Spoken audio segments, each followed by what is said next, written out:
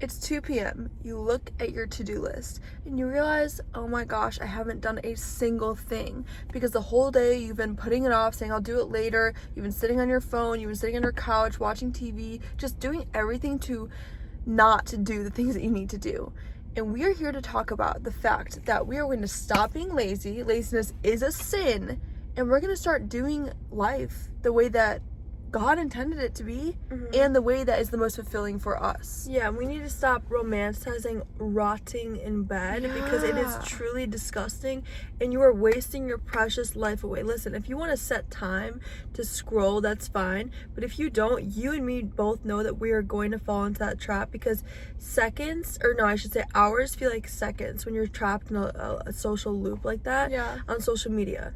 And I think a lot of times people put things off because the thought of it seems a lot worse. The Human Lab describes as limbic friction, and it's where the thought and that resistance feeling of sweeping the floor or cleaning the bathroom is actually way worse than the actual act of doing it. And the second that you start doing something, one, you feel way more confident that you actually did it, and two, it's not nearly as hard as you think it was. That goes with anything in life. We as humans make things so much worse in our head. Doctor's appointments, dentists, bad news, travel plans, everything that we think is going to be this big stressful ball of stress never is actually like that.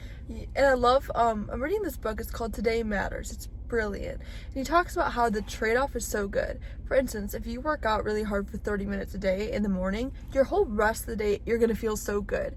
That's a little bit of pain for so much pleasure. So kind of like what you were saying, like in our minds, we overhype how bad it's going to be, but what we're really neglecting to understand is that after we do said thing, we're going to feel so good that we did it, and we have to understand that that trade-off is worth it. That doing the thing that we don't want to do is worth doing because for the whole rest of the day or hours later, we're gonna feel accomplished that we do it.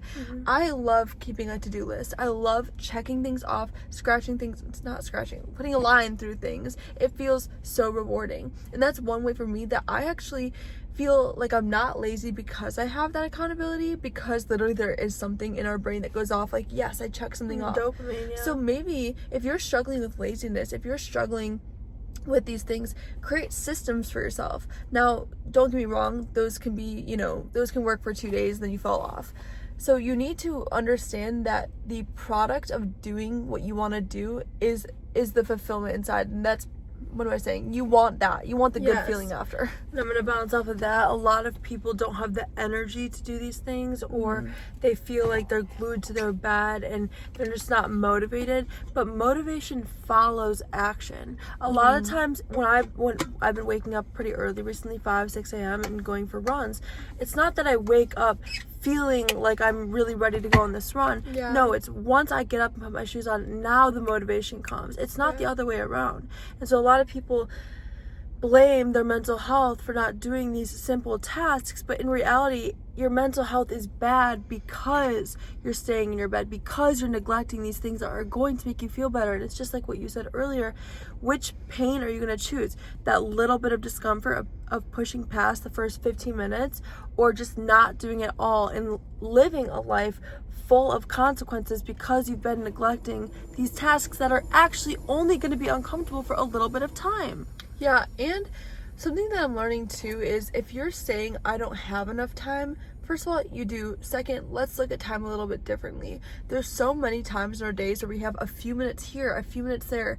Did you know that this man that I'm reading the book, he wrote the whole book in his in-between minutes, before meetings, during the 5 minutes here, the 10 minutes here.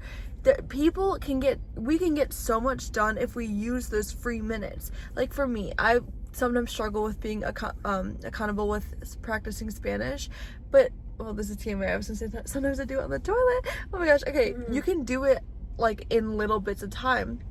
And then guess what? It's the end of the night and you practice 10 minutes of Spanish, even if it's just 10 minutes. So look at time like it is on your side, but also steward it correctly. If you are scrolling for way too long, if you are laying in bed, procrastinating getting up, we need to be a little bit stricter on that if we want to get more done in our day. We all have the same 24 hours. Yeah, and again, I always talk about this, but it really comes down to how bad you want it. I can't sit here and force you. You know, I was actually watching a podcast, and this is kind of off topic, but not really. The guy was addicted to PO. It was a Christian podcast. But anyways, the preacher was saying, if you really want to break that stronghold, go and get a jitterbug. Like, go and get a flip phone. And it's kind of like that. I'm sorry, I don't know why I had to bring that up, but it's almost like if you know that you get caught in the loop of scrolling, you need to not go get a flip phone. I think that's a little extreme, but you need to go and put your phone in the kitchen the night before, and you need to set yourself up for success. But I will say, like, I've been realizing more and more, okay, the phone, you guys, is the biggest problem. Like, our ancestors did not have time to be lazy because, one, they had kids, they had jobs, and it's almost like we have time to be lazy because we're not so much on survival mode, because a lot of people do make money from their phones now, but you still need to set that boundary. It's not a good use of time. Like, seriously, I deleted social media. I've had it deleted for a month now. I'm still like, there's not enough time in the day. What was I like when I was actually scrolling? I think it is that extreme. I think that, Jesus says that if your hand causes you to sin, cut it off. And obviously he doesn't mean that. He doesn't say, like, cut off your hand. But, like, go to the extremes. If your phone is seriously causing you, and we don't want to just make this about our phone, even though we love talking about that, maybe get a flip phone. Like, I heard of this guy on this podcast. He was feeling tempted to commit adultery against his wife because he was, finding someone, he was fancying someone at his job. He moved jobs, or it was a girl fancying a guy. She literally moved jobs. Like, Jesus does call us to be extreme when it comes to sin, especially, and laziness is a sin. So cut out the things, have no tech zones in your room. Do whatever you need to do, but then again, it all roots back to, we can't preach to you about this. You need to want to change. Yeah, but seriously, Jesus is up there and he's looking, he's like, I gave you this perfect, precious life, and you're wasting it away looking at other people live their lives. Because a lot of times, like, I was so annoyed. I re-downloaded TikTok today for the first time in a month because I wanted to create a vlog, and the first thing it said is start swiping, and I'm like, but why not start creating? Why does it just assume that I'm the consumer? You know what I mean? So social media, it's really all about just watching other people's lives. I was confused. She means like the TikTok, not somebody posted that. It was like when you download TikTok, and it's TikTok like, it's saying that, like, access microphone, access camera, like it was going through all things, and it had like start swiping, and I'm like, interesting. No, I want to start creating. Yeah. But it assumes I'm the consumer. So anyways, like, that's really what and we're not just saying this, like, a lot of people swipe. That's like a thing. Doom scroll. It's a whole thing now, right? But bed rotting, like you were saying. Yeah, like, this is like a culture. It's disgusting. It's a culture of sulking and laziness. It's like big backs. Like, we're creating these slangs, and we're romanticizing this way of living. We're romanticizing it. Yeah, it's not cute to sit and scroll.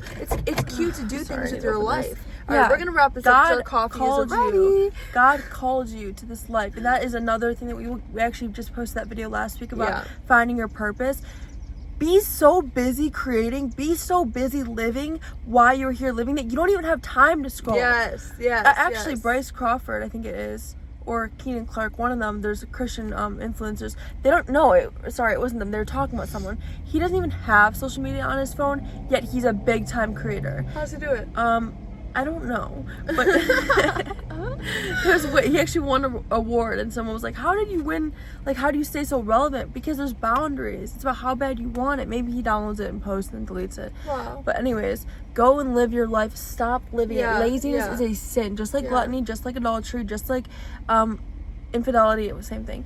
But, and to wrap it up too, you don't want to do things with your life because you're not doing things with your life. Start doing things with your life, and you'll see that it is worth living. That should be the name of the video. You don't want to do things with life because you're not doing things. So confusing. I know, but it hit hard for me. Okay, yes. All right, guys, we love you. We'll see you next week. Bye.